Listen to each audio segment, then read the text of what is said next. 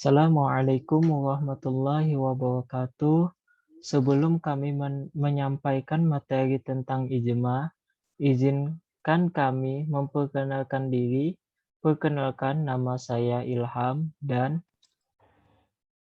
Saya Ahmad Rusmani Hadi dari Prodi Elektronika semester 1 kelas B.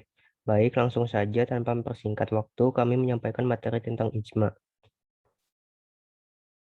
Ijma merupakan dasar hukum Islam selain Al-Quran dan Al-Hadis. Lalu apa yang dimaksud dengan ijma? Ijma secara bahasa memiliki definisi yaitu sebagai mengumpulkan perkara kemudian memberi hukum atas perkara tersebut dan meyakininya. Sedangkan ijma menurut istilah memiliki pengertian sebagai kebulatan pendapat seluruh ahli ijtihad sesudah wafatnya Nabi Muhammad pada suatu masa atau suatu hukum yang berjalan. Seiring berjalannya waktu, musyawarah kemudian melibatkan lebih banyak pihak, terutama ahli ijtihad dan terus berlangsung sampai sekarang. Adapun ahli usul fikih yang menyampaikan pengertian ijma adalah yang pertama, Imam Al-Ghazali menyatakan bahwa ijma merupakan sebuah kesepakatan dari Nabi Muhammad mengenai suatu perkara atau persoalan yang berhubungan dengan persoalan agama. Dua, Imam Subki. Menurut Imam Subki, ijma didefinisikan sebagai suatu kesepakatan dari para mujtahid setelah Nabi Muhammad wafat dan berkenaan dengan segala persoalan yang berkaitan dengan hukum syara.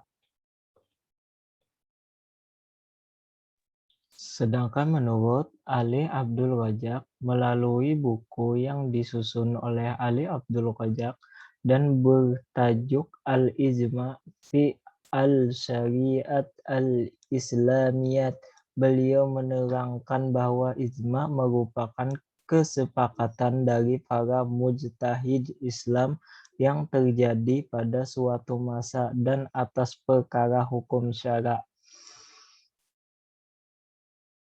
Dan adapun menurut Abdul Karim Zaidah dalam bukunya yang berjudul Al-Wajiz fi Ushul Al-Fiqh, Abdul Karim Zaidah menjelaskan bahwa ijma merupakan kesepakatan dari para mujtahid umat Islam pada suatu masa mengenai hukum syara. Setelah Rasulullah SAW wafat, masih banyak pendapat lain yang mengemukakan mengenai pengertian dari ijma, namun yang pasti ijma merupakan kesepakatan para ahli atau para ulama dalam menyelesaikan suatu perkara atau persoalan yang berkaitan dengan agama Islam. Jenis ijma. Ijma al-sarih, yaitu ijma al-sarih atau ijma sarih merupakan ijma di mana para ahli ijtihad atau ulama masing-masing mengeluarkan pendapatnya, baik secara lisan maupun tertulis, mengenai persetujuannya atas pendapat yang dikemukakan oleh ahli ijtihad lainnya. Istilah lain untuk menyebut ijma jenis ini cukup beragam. Ada yang menyebutnya ijma bayani, ijma kauli, ijma hakiki, dan lain sebagainya. Namun meskipun sebutannya berbeda-beda, dari segi definisi tetaplah sama, sehingga Anda bisa menyebutnya juga dengan ijma hakiki maupun sebutan lain yang mengarah pada ijma sarih. 2. Ijma al-sukuti. Jenis kedua adalah ijma al-sukuti, yakni ijma yang terjadi ketika para ulama memutuskan untuk diam, di mana diamnya para ulama atau ahli ijtihad ini adalah karena setuju dengan pendapat yang dikemukakan oleh ahli ijtihad lainnya. Rukun-rukun ijma. Ulama-ulama uhlul fikih menetapkan rukun-rukun ijma sebagai berikut. 1. Ada beberapa orang mujtahid dikala terjadinya peristiwa dan para mujtahid itulah yang melakukan kesepakatan. 2. Yang melakukan kesepakatan itu hendaknya semua mujtahid yang ada dalam dunia Islam. jika kesepakatan itu hanya dilakukan oleh para mujtahid yang ada pada suatu negara saja, maka kesepakatan yang demikian belum bisa dikatakan suatu ijma. 3. Kesepakatan itu harus dinyatakan secara tegas oleh setiap mujtahid bahwa ia sependapat dengan mujtahid yang lain tentang hukum syara dari suatu peristiwa permasalahan yang terjadi pada masa itu. 4. Kesepakatan itu hendaklah merupakan kesepakatan yang bulat dari seluruh mujtahid.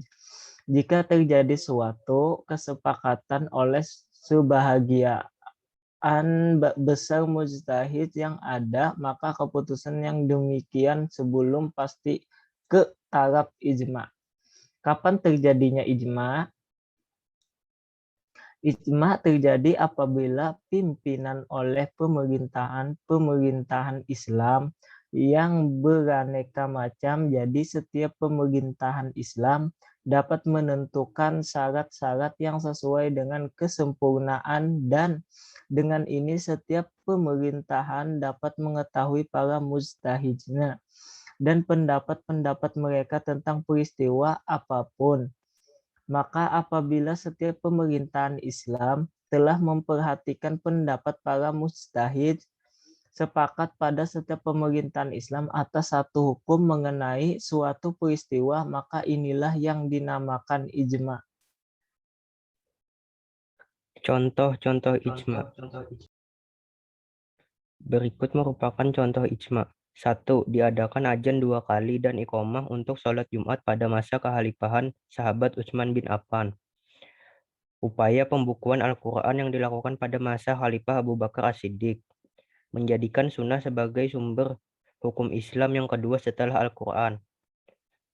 Para mujtahid bahkan seluruh umat Islam sepakat menetapkan sunnah sebagai salah satu sumber hukum Islam. Kesepakatan atas keharamannya minyak babi yang dikiaskan atas keharaman dagingnya. Para sahabat di zaman Umar bin Khattab bersepakat menjadikan hukuman dera atau pukulan sebanyak 80 kali bagi orang yang meminum minuman keras. Sekian dari kami, salah hilap mohon dimaafkan. Wallahu wal muwafiq ila aqwamit thoriq. Assalamualaikum warahmatullahi wabarakatuh.